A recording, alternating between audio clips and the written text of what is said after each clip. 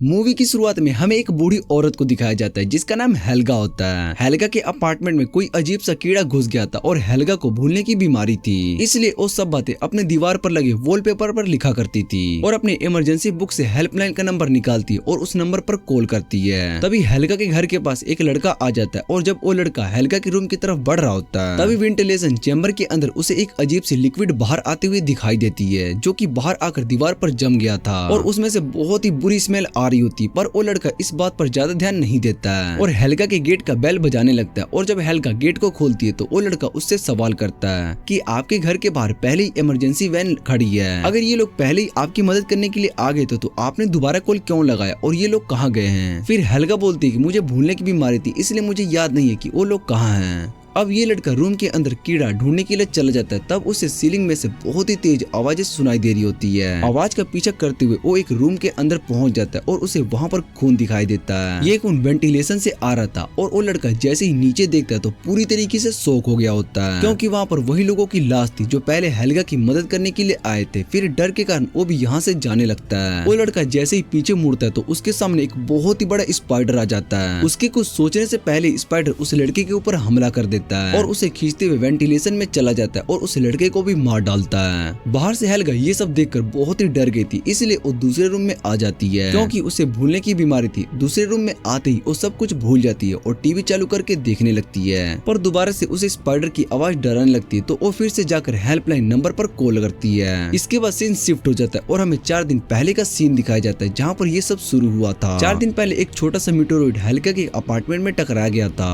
Helga के साथ वाले अपार्टमेंट में उसकी पोती चार्ली अपने मॉम और अपने स्टेप डैड के साथ रहती थी। अक्सर चार्ली वेंटिलेशन के जरिए अपने ग्रैंडमा यानी कि हेल्गा के घर पर जाया करती थी और यहाँ पर उसका सामान रखा रहता था और चार्ली जब अपना सामान लेकर यहाँ से गई तो ऊपर से गिरा हुआ मीटोरॉइड को देखती है। जब मीटोरॉइड के ऊपर एक अजीब सा स्पाइडर था, चार्ली को वो स्पाइडर बहुत ही अच्छा लगता है, इसलिए वो स्पाइडर को मैच बॉक्स में बंद कर देती है और उसे लेकर अपने रूम में आ जाती है। रूम में आने के बाद स्पाइडर को एक बोतल में डाल देती है और उससे ध्यान से देखने लगती है। तभी वहाँ पर ईथर आ जाता है और वो चार्ली से पूछने आया था कि वो हेल्गा के रूम में क्या करने गई थी, पर चार्ली इसका जवाब नहीं देती है, जिससे कि ईथर वहाँ से चला जाता है और साथ ही हम चार्ली की मॉम को भी देखते हैं जो कि ईथर से शादी करने के बाद उसे एक और बच्चा हो गया था जो कि अभी काफी छोटा है। फिर हम देखते हैं कि चार्ली अपने छोटे भाई के पास होती है। फिर थोड़ी देर के बाद वहाँ पर वो अपने रूम में चली जाती है। अपने रूम में जाने के बाद चार्ली देखती है कि स्पाइडर के पास एक कॉकरोच जाने लगता है। जैसे ही चार्ली उसे तुरंत ही मार देती है। वो कॉकरोच को फेंकने वाली थी तभी स्पाइडर अजीब सी आवाजें निकलने लगता है। स्पाइडर को देखकर चार्ली को एहसास होता है कि जैसे कि स्पाइडर उससे खाना मांग रहा हो, तो वो कुछ कॉकरोच को बोतल में डाल देती है जिसमें स्पाइडर होता है। तभी वो स्पाइडर एक ही बार में उन कॉकरोचों को खा जाता है, जिसे देखकर चार्ली बहुत ही शॉक हो गई होती है क्योंकि कॉकरोच स्पाइडर की साइज से भी बहुत ही बड़ा था। फिर भी स्पाइडर कॉकरोच को एक ही बार में खा गया। इसके बाद हम ईथर को देखते हैं जो कि मारिया नाम की एक औरत के पाइप को ठीक कर रहा था जो कि उसी के अपार्टमेंट में रहा करती थी। काम खत्म होने के बाद ईथर गैराज मशीन के पास आ जाता है जो कि ठीक से काम नहीं कर रही थी। फिर ईथर को उसे भी ठीक करने लगता है। ठीक करने के बाद वो वापस से घर जाने लगता है। वहीं चार्ली और भी ज्यादा कॉकरोचेस को मारकर स्पाइडर को खाने के लिए दे रही थी, पर स्पाइडर का पेट अभी भी नहीं भरता और वो बस लगातार खाते जा रहा था। ये देखकर चार्ली बाहर चली जाती है और ईथर अपने रूम में पेंटिंग कर रहा होता है। फिर चार्ली अंदर आ जाती है और पेंटिंग में बनी पिक्चर को कलर करने लगती है ताकि पेंटिंग और अच्छी बन जाए। और हमें यहाँ पर इनकी बातों से पता चलता है कि चार्ली अपने स्टेप डैड को तो पसंद करती है और पूरी तरीके से अपना डैड नहीं मानती है। कल रात को हम देखते हैं कि ईथर को अपने कोमी के लिए कुछ आइडिया नहीं आता है। फिर वो चार्ली के रूम में जाता है पर चार्ली अपने रूम में नहीं थी। तभी ईथर का नजर स्पाइडर पर पड़ता है जिसे चार्ली ने पकड़ कर रखा था। इसे देखकर ईथर को बहुत ही अजीब लगता है क्योंकि उसने कभी भी ऐसा स्पाइडर नहीं देखा था। पर तभी वहाँ पर चार्ली आ जाती जो कि किसी भी तरह से ईथर का ध्यान उस स्पाइडर से हटा देती है। तब ईथर उसे बेड पर सुला देता है और उसे सोने के लिए कहता है, पर चार्ली उसकी बातों का कोई रिप्लाई नहीं करती है और सो जाती है। फिर हम थोड़ी देर बाद स्पाइडर को देखते हैं जो कि उस बोतल से बाहर निकल जाता है और वेंटिलेशन के जरिए दूसरे अपार्टमेंट में चला जाता है जो कि चार्ली के स्टेप डैड की मॉम का था। और हम नूर के अपार्टमेंट के अंदर एक पैरट को देखते हैं। स्पाइडर पैरट को देखकर उसके ऊपर हमला कर देता है और उसे मारकर खा जाता है। सुबह होने पर जब नूर अपने पैरट को मरा हुआ देखती है तो वो बहुत ही जोर से चिल्लाती है। ईथर अपनी माँ की आवाज सुनकर वहाँ पर आ जाता है और वो देखता है कि पैरट को किसी ने बहुत ही बुरी तरीके से मार रखा है। पर ईथर अपने आप में ही बोलते है कि अब ये किसका काम है। तभी ईथर की माँ कहती है कि ये काम चूहे ने किया है। फिर ईथर को पोस्ट कंट्रोल में कॉल करने के लिए बोलती है। कॉल करने के बाद एक ऑफिसर आता है और उन्हें बताता है कि ये काम किसी गिंडे का है। इस गिंडे का डंक को उसे बार बार मारकर इस पैरेट को मारा गया है। इसके बाद ऑफिसर पूरी बिल्डिंग में स्प्रे करने के लिए जाता है और जब बारी आती है चार्ली के रूम में स्प्रे करने की तो चार्ली साफ मना कर देती है स्प्रे करने से और उसे बता देती है कि मेरे पास एक स्पाइडर है और मैंने इसे पाला हुआ है, इसलिए मैं अपने रूम में स्प्रे नहीं करवा सकती हूँ। फिर हम रात को देखते हैं चार्ली के सोने के बाद स्पाइडर फिर से बोतल से निकल जाता है और वेंटिलेशन से किसी दूसरे लेडी के रूम में चला जाता है। स्पाइडर को देखते हुए उस लेडी का डॉग उसके ऊपर भौंकने लगता है। वो अपने डॉग को साइड में करती है और अपने फैमिली की फोटो दीवार से उतार लेती है। जब वो अपने फैमिली फोटो को देख रही होती है तभी उसके ऊपर स्पाइडर आकर गिरता है, जिसे देखकर वो डर जाती है, पर स्पाइडर उसके मुंह पर हमला कर चुका था। फिर उस लेडी के मुंह से खून निकलने लग गया था और जब वो मिरर में जाकर अपना हालत देखने लगती है पर स्पाइडर उसके मुंह में चला गया था और मुंह में जाने के बाद वो स्पाइडर उसके पेट से सारा मांस खा जाता है और पेट को फाड़कर बाहर आ जाता है। तभी हम देखते हैं कि चार्ली अपनी फैमिली से साइंटिस्ट के घर जाने के लिए बोल रही होती है क्योंकि उनके घर के बगल में एक साइंटिस्ट रहता था। फिर चार्ली अपना स्पाइडर साइंटिस्ट को दिखाती है और कहती है कि मुझे इसके बारे में कुछ इन्फॉर्मेशन चाहिए। स्पाइडर को देखते हुए साइंटिस्ट कहता है कि चार्ली ये कोई स्पाइडर नहीं बल्कि कोई नूरी जीव है, क्योंकि स्पाइडर को बड़ा होने में बहुत ही समय लगता है पर ये तो घंटों में ही बढ़ता जा रहा है। और साइंटिस्ट चार्ली से स्पाइडर मांगता है कि मैं उस पर रिसर्च कर सकूं, पर चार्ली उसे दे देती है। रिसर्च के दौरान साइंटिस्ट को पता चलता है कि ये स्पाइडर नहीं, ये एक खतरनाक जीव है जो किसी भी इंसान को आसानी से मार सकता है। फिर हम देखते हैं कि चार्ली के पापा और उसकी माँ आपस में बात कर रहे होते हैं। तभी उन्हें वेंटिलेशन से आवाज आती है, जहाँ पर ईथर वेंटिलेशन की जाली हटाकर देखते हैं तो उसे वहाँ पर पड़ोसी का डॉग दिखाई देता है। ईथर उस कुत्ते को लेकर उस लेडी के घर पर चले जाता है और गेट का बेल को बजाने लगता है, पर वो लेडी गेट को नहीं खोलती है। फिर ईथर को इमरजेंसी की से गेट को खोलना पड़ता है और कुत्ते को अंदर भेज देता है, पर कुत्ता अंदर जाते ही जोर जोर से भौंकने लगता है। तभी ईथर अंदर जाता है और उसे वहाँ पर खून का निशान दिखाई देता है और खून का निशान देखकर ईथर बहुत ही डर जाता है और अंदर जाकर देखते हैं तो वहाँ पर उस लेडी की लाश पड़ी होती है। ये वही लेडी होती है जो कि उस स्पाइडर ने उसके अंदर घुसकर उसको मार दिया था। फिर ईथर पुलिस को कॉल करके बुला लेता है और पुलिस उस लेडीज को देखकर कहती है कि इस लेडी के मौत के पीछे किसी इंसान का हाथ नहीं है बल्कि किसी जीव ने इसे मारा है। ये सुनकर ईथर हैरान हो जाता है और डरने लग जाता है, क्योंकि पहले जानवर मर रहे थे और अब इंसान भी मारे जा रहे हैं। इन सब मौतों के पीछे कौन है ये कोई भी नहीं जानता था। तभी ईथर को उस साइंटिस्ट का कॉल आता है जिसे चार्ली ने अपना स्पाइडर दिया था। फिर ईथर उस साइंटिस्ट के पास जाता है और उससे पूछता है कि क्या ये स्पाइडर इंसान को मार सकता है। फिर साइंटिस्ट कहता है कि हाँ, ये इंसान को बहुत ही आराम से मार सकता है। और ये सुनकर ईथर हैरान हो जाता है और घर जाकर चार्ली को बुलाने लगता है और कहता है कि तुम ये नहीं जानती कि ये स्पाइडर कितना खतरनाक है, ये इंसानों को आराम से मार सकता है और हम इसे घर पर नहीं रख सकते। तभी चार्ली गुस्से से बोलती है कि तुम मेरे डैड नहीं हो और ना ही तुम मेरे ऊपर कोई रौब जमा सकते हो, और कहती है कि आप नहीं जानते हो कि ये स्पाइडर बहुत ही अच्छा है और मैं इसे अपने पास रखती हूँ। तभी सीन को रात के समय में शिफ्ट किया जाता है, जहाँ पर चार्ली स्पाइडर पर रिसर्च करने के लिए साइंटिस्ट को दी थी। रात में स्पाइडर साइंटिस्ट के रखे हुए जानवरों को मारकर खा चुका था और वेंटिलेशन से चार्ली के रूम में आ जाता है। चार्ली मरी हुई लेडीज के कुत्ते को अपने घर पर लेकर आई थी और कुत्ता स्पाइडर को देखकर जोर जोर से भौंकने लगता है, जैसे कि उसे पता हो कि इस वेंटिलेशन में ही खतरा है। तभी इस सीन को काटकर हमें नोर को दिखाया जाता है और नोर बहुत ही परेशान होती है क्योंकि उसका पाला हुआ बिल्ली अब नहीं मिल रही थी और वो अपने बिल्ली को बहुत ही ढूंढती है। तभी उन्हें अपनी बिल्ली की आवाज एक वेंटिलेशन से आती है। जब नूर अपने बिल्ली को वेंटिलेशन से लेने गई तो वो स्पाइडर के ऊपर ही हमला कर देता है और पूरी तरीके से काट दिया होता है। अब वो लेडीज अपनी मदद के लिए किसी को बुला नहीं सकती थी और अपनी आखिरी सांसें गिनने लगती है। और दूसरी तरफ चार्ली की मॉम और डैड आपस में लड़ रहे होते हैं। तभी चार्ली आती है और अपने छोटे भाई को अपने रूम से लेकर सुला देती है और अपने कान में हेडफोन भी लगा लेती है ताकि वो अपने डैड की लड़ाई ना सुन सके। तभी लड़ाई के दौरान ही स्पाइडर उनके पास आ जाता है और हम यहाँ पर देखते हैं कि स्पाइडर अब काफी ज्यादा बड़ा हो गया होता है। चार्ली के मॉम डैड के पास आते ही स्पाइडर उन पर हमला कर देता है। चार्ली अपने रूम में होती है और उसने काफी टाइम तक अपने मॉम और डैड की आवाज नहीं सुनी थी, तो वो अपने मॉम और डैड के रूम में चेक करने के लिए जाती है, पर उस रूम में उसके मॉम और डैड नहीं मिलते और चार्ली अपने रूम के अंदर बहुत ही सारा खून देखती है। खून को देखते ही वो समझ गई होती कि ये सारा काम उस स्पाइडर का ही है और डर के कारण वो अपने रूम में चली जाती है। तभी हम देखते हैं कि वो स्पाइडर उसके छोटे भाई को भी उठाकर चला जाता है। ये देखकर अब चार्ली बहुत ही डर गई होती है और उसे समझ में नहीं आ रहा होता है कि अगर उसके मॉम और डैड को बचाना हो तो उस स्पाइडर को मारना ही होगा। तभी चार्ली को अचानक से याद आता है कि स्पाइडर रुपए बॉल से डरती है, इसलिए वो रुपए बॉल का पाउडर बनाकर पानी में डाल देती है और अपने गन वाटर में भर लेती है। इसके बाद चार्ली हेल्गा के रूम में जाती है और हेल्गा से इन सारी बातों के बारे में पूछती है, पर उसे कुछ भी याद नहीं होता क्योंकि उसे भूलने की बीमारी थी। तभी चार्ली हेल्गा के कपड़े सुखाने लगती है तो उसके कपड़ों में से रुपए बॉल की स्मेल आ रही थी, इसलिए स्पाइडर ने उन्हें नहीं मारा। और यहाँ पर चार्ली हेल्गा से कहती है कि आप यहाँ पर ही रहिए और मदद के लिए हेल्पलाइन पर कॉल करिए। इतना बोलकर चार्ली वहाँ से मॉम और डैड को बचाने के लिए चली जाती है। तभी उसे अचानक से अपने स्टेप डैड की आवाज वेंटिलेशन से सुनाई देती है। वेंटिलेशन में जाते ही वो अपने डैड को बंधा हुआ पाती है। फिर चार्ली अपने डैड की मदद करके उनके ऊपर रुपए वाला पानी गिरा देती है और उस पानी की वजह से सभी जाकर टूट जाते हैं। तभी चार्ली बताते हैं कि रुपए का पानी, इससे स्पाइडर को मारा जा सकता है और उसे जाले को तोड़ा जा सकता है। ये दोनों बाकी सभी लोगों को बचाने का फैसला करते हैं। तभी बिल्डिंग में वही ऑफिसर जो कि पैरट के मरने पर आया था वो दोबारा के हेल्गा के कॉल पर आता है। ये वही सीन है जो हमने मूवी की स्टार्टिंग में देखा था। जैसे ही वो ऑफिसर रूम के अंदर चेक करने के लिए जाता है, चेक करने के दौरान वो स्पाइडर उस पर हमला कर देता है, जिसकी चीखें सुनते ही वहाँ पर ईथर और चार्ली आ जाते हैं। ये दोनों भी स्पाइडर के हमले से बहुत ही ज्यादा जख्मी हो चुके होते हैं और ये दोनों उस आदमी को बचाना चाहते थे। तभी उस आदमी के सामने स्पाइडर आ जाता है। तब ईथर हाथ में पकड़े रुपए वाला पानी उसके ऊपर फेंक देता है, जिसके डर से स्पाइडर वहाँ से चला जाता है। फिर ऑफिसर उन दोनों को बोलता है कि उसके पास गन है जिसकी मदद से हम उस स्पाइडर को मार सकते हैं। जैसे स्पाइडर उनके सामने आता है, ये ऑफिसर अपनी गन से हमला कर देता है, जिसके बाद वो देखते हैं कि स्पाइडर के अंदर से ब्लू कलर का खून निकल रहा था। इस लड़ाई में एक गोली अलार्म भी बज जाती है, जिसकी वजह से बिल्डिंग में लगे सारे वाटर स्प्रिंकल हो गए होते हैं। इनके ऊपर पानी गिरने लगता है, जिससे कि रुपए का पानी जो कि ये लोग अपने साथ डाले थे, जिसकी वजह से वो स्पाइडर इनके पास नहीं जा रहा था, वो सारा पानी धुलाने लग गया था। इसलिए स्पाइडर का खतरा उनके ऊपर बढ़ते गया। इसी चीज का फायदा उठाकर स्पाइडर उस ऑफिसर को वहाँ से लेकर चला जाता है। फिर अपने बाकी फैमिली को बचाने के लिए चार्ली और ईथर आगे बढ़ते हैं और देखते हैं कि चार्ली की मोम और उसके भाई को स्पाइडर ने दीवार में अपनी जाल से बांध कर रखा था। तभी ईथर उन्हें जाकर बचा लेता है और वहाँ से भागने के लिए गेट को जैसे ही खोलता है तो उसे जोर से बिजली लगती है, जिस वजह से वो दूर जाकर गिर जाता है और ईथर को देखकर ऐसा लग रहा था कि ये अब मर गया है। चार्ली अपने डैड के लिए कुछ करती है, इससे पहले वो स्पाइडर उनके सामने आ जाता है। जैसे स्पाइडर उनकी तरफ बढ़ने लगता है, तभी चार्ली टनल का बटन दबा देती है और टनल का गेट उसके ऊपर गिर जाता है और उस गेट के नीचे आकर स्पाइडर मर जाता है और इन सभी लोगों की जान बचाई जाती है। फिर चार्ली अपने डैड के पास आती है और अपने डैड को CPR देती है, जिससे ईथर होश में आ जाता है और ये देखकर वो लोग बहुत ही खुश होते हैं। फिर चार्ली पहली बार ईथर को अपने डैड कहकर बुलाती है और ईथर चार्ली के मुंह से डैड सुनकर बहुत ही खुश हो जाता है और वो एक दूसरे के गले लगने लगते और इन्हें ऐसा लग रहा था कि इनकी सारी प्रॉब्लम ठीक हो गई और इनकी आगे की जिंदगी अच्छे से गुजरने लगी। लेकिन ये गलत थे। मूवी के लास्ट में हमें वेंटिलेशन में बहुत ही सारे एग को दिखाया जाता है। इसका मतलब है कि खतरा अभी टला नहीं, आगे क्या होने वाला है ये किसी को भी नहीं पता था। इसी के साथ ये मूवी यहीं पर एंड हो जाती है। अगर आपको ये मूवी अच्छी लगे तो वीडियो को लाइक करके चैनल को सब्सक्राइब कर लो और ऐसी एक्सप्लेनेशन वीडियो देखने के लिए।